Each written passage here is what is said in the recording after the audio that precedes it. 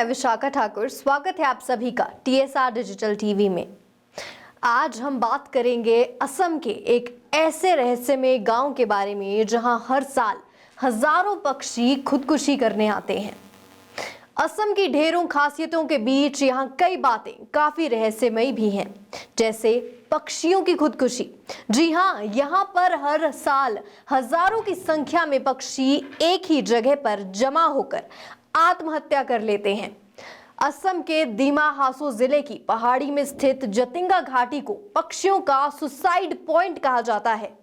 हर साल सितंबर की शुरुआत के साथ ही आमतौर पर छिपा रहने वाला जतिंगा गांव पक्षियों की आत्महत्या के कारण चर्चा में आ जाता है। यहाँ न केवल स्थानीय पक्षी बल्कि प्रवासी पक्षी भी अगर इस दौरान पहुंच जाएं तो वे भी खुदकुशी कर लेते हैं। जतिंगा गांव को इसी कारण से काफी रहस्यमयी माना जाता है। इस बारे में वैज्ञानिकों ने काफी पड़ताल की कोशिश की कि आखिर क्या वजह है जो एक खास मौसम में और एक खास जगह पर पक्षियों को ऐसा करने के लिए उकसाती है। पक्षी तेजी से उड़ते हुए इमारतों या ऊंचे पेड़ों से जानबूझकर टकरा जाते हैं और तुरंत ही उनकी मौत हो जाती है।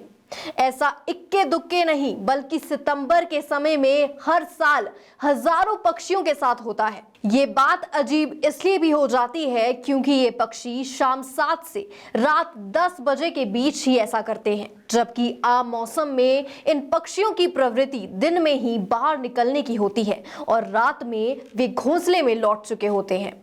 फिर क्या वजह है जो वे एकाध महीने के लिए अचानक अंधेरा घिरने पर घोंसलों से बाहर हजारों की संख्या में आते हैं और टकराकर मर जाते हैं? आत्महत्या की इस दौड़ में स्थानीय और प्रवासी चिड़ियों की 40 प्रजातियां शामिल रहती हैं।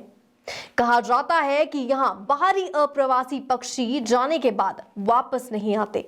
इस वैली में रात में एंट्री पर प्रतिबंध है। वैसे जतिंगा गांव प्राकृतिक कारणों के चलते 9 महीने बाहरी दुनिया से अलग ही रहता है। कई पक्षी विज्ञानियों का मानना है कि इस दुर्लभ घटना की वजह चुंबकीय ताकत है। जब नम और कोहरे भरे मौसम में हवाएं तेजी से बहती हैं तो रात के अंधेरे में पक्षी रोशनी के आसपास उड़ने लगते हैं। रोशनी के कारण उन्हें दिखाई नहीं दे पाता और तेजी से उड़ते हुए वे किसी इमारत या पेड़ या वाहनों से टकरा जाते हैं। ये कारण बताते हुए वैज्ञानिकों ने सितंबर महीने के दौरान जतिंगा में बाहरी लोगों के आने पर रोक लगा दी।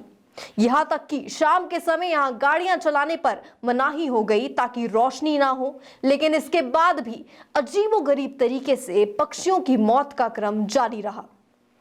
गांव से 2 किलोमीटर दूर दूसरे गांव में भी पक्षियों के साथ ऐसा नहीं होता है। गांव वाले इसके पीछे किसी रहस्यमयी ताकत का हाथ मानते हैं। वहां मान्यता है कि इस दौरान हवाओं में कोई पारलौकिक ताकत आ जाती है जो पक्षियों से ऐसा करवाती है। वे मानते हैं कि इस दौरान इंसानी आबादी का भी बाहर आना खतरनाक हो सकता है, इसलिए सितंबर अक्टूबर के दौरान वहां शाम के समय एकदम सुनसान हो जाता है। वैसे तो पक्षियों की कथित आत्महत्या का ये सिलसिला साल 1910 से ही चला रहा है, लेकिन सबसे पहले साल 1957 में बाहरी दुनिया को इसका पता चला। तब पक्षी विज्ञानी EPG किसी काम से जतिंगा आए हुए थे। इसी दौरान उन्होंने खुद इस घटना को देखा।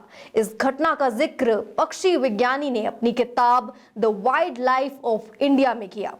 वे लिखते हैं कि कई कोशिशों के बाद भी इसकी वजह समझ नहीं आ पा रही है। पक्षी हर साल 15 अगस्त से 31 अक्टूबर के दौरान ऐसा करते हैं जब कोहरा और नमी होती है। सबसे अजीब बात यह है कि ऐसा अंधेरी रातों में ही होता है जब चांद की रोशनी बिल्कुल नहीं हो। तब से लेकर आज तक इस पर देश विदेश के कई वैज्ञानिक रिसर्च कर चुके हैं। यहाँ तक कि वन विभाग के अफसरों ने भी इसकी वजह जानने की कोशिश की, लेकिन अब तक पक्षियों की खुदकुशी की वजह या फिर इसे रोकने का कोई तरीका नहीं मिल सका है। बहुत बार इमारतों से टकराकर घायल हुए पक्षियों का उपचार और उन्हें खाना खिलाने की भी कोशिश की गई, लेकिन ये तरीका भी बेअसर रहा। ऐसे पक्षियों ने खाना लेने से इनकार कर दिया और इलाज पर भी उनके शरीर ने कोई प्रतिक्रिया नहीं दी।